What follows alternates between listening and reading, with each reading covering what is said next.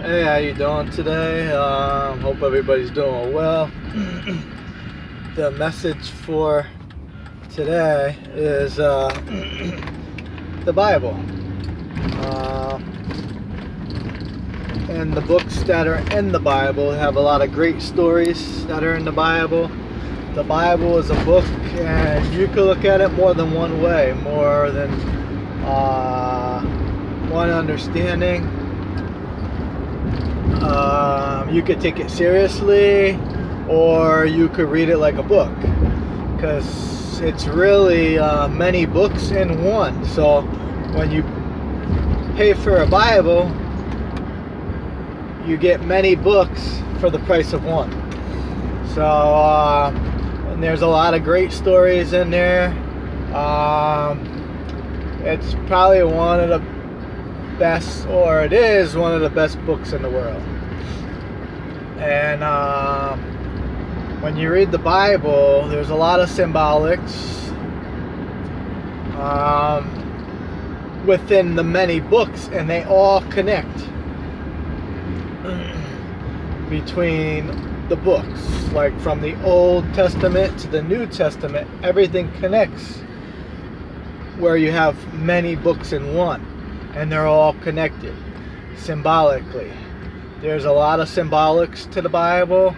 It's kind of like when you listen to music, they have a lot of symbolics in the words that they speak. Parables, when they put the music together, not everybody's going to understand every song and what the person was saying, or what they meant, or what they were thinking, or how they were living their life in that time frame when they put this song together and wrote it, or started to write it. So there's a lot of words and symbolics to the scriptures, to the Bible, to the stories. So you have to put yourself in those people's shoes and live their life that they live, in order for you to understand where these people are coming from. So what they do in these books is, when you start to follow what the book says, and you start to follow the people and what they tell you to do, and you start to live the same life they start to live, and start to follow the same rules and beliefs they start to follow, well, they were following and started to follow and believed in, then it's not until you start to live the life that they lived for you to actually start to understand their stories that are in the scriptures, in the Bible, in the books. And all these interpretations, these stories, these books are stories with them dealing with the Creator of heaven and earth, which makes it even more exciting and honorable, because they took it upon themselves to be obedient to the Creator, to Yahweh, to deliver messages that they received from the Creator himself. So did they ever see the Creator, or no one has ever seen the Creator face to face? Did they hear his voice, or did they receive his thoughts, or did they see the signs, or did they receive visions, thoughts, or dreams? There's a lot of stories and a lot of different people that connected with the Creator of heaven and earth. Only He could connect to us. He's got to be able to reach out to us to pick and choose who He chooses. So that, and the exciting thing about the scriptures is you have to be with wisdom, knowledge, and understanding to understand it.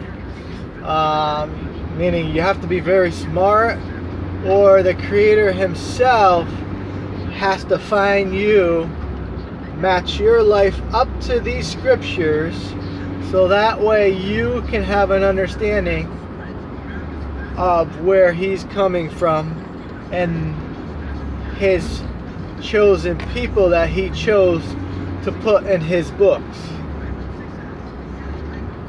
So that is the way the Creator operates. And in order for you to know how he works, you would have to read his word to understand him and where he's coming from and the purpose of the books.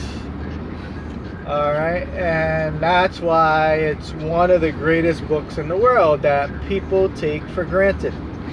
They don't know what they're missing, because what is cool and what's not cool is not cool, because that's what they've been implanted in their head, or their belief, to believe that it's a boring book and it's not cool.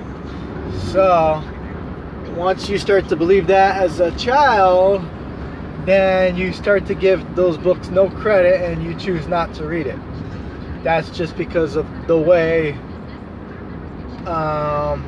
the reputation of the books have been put out into the world. By who? By the people of this world.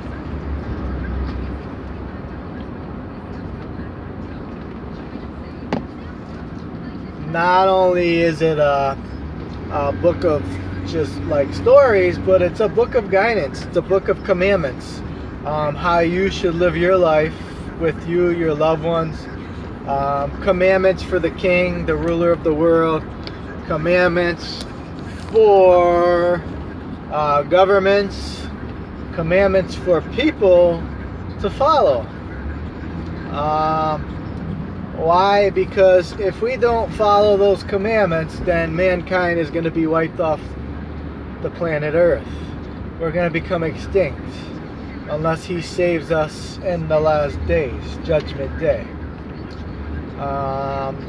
He speaks of the curse because he put his commandments on how mankind should eat, how mankind should live, and how mankind should tend the garden, the earth. So that way the earth doesn't become polluted. And how we should maintain our temple, so that way our temple does not become polluted. And so that way we don't have to suffer. So the book has a lot of common sense to it.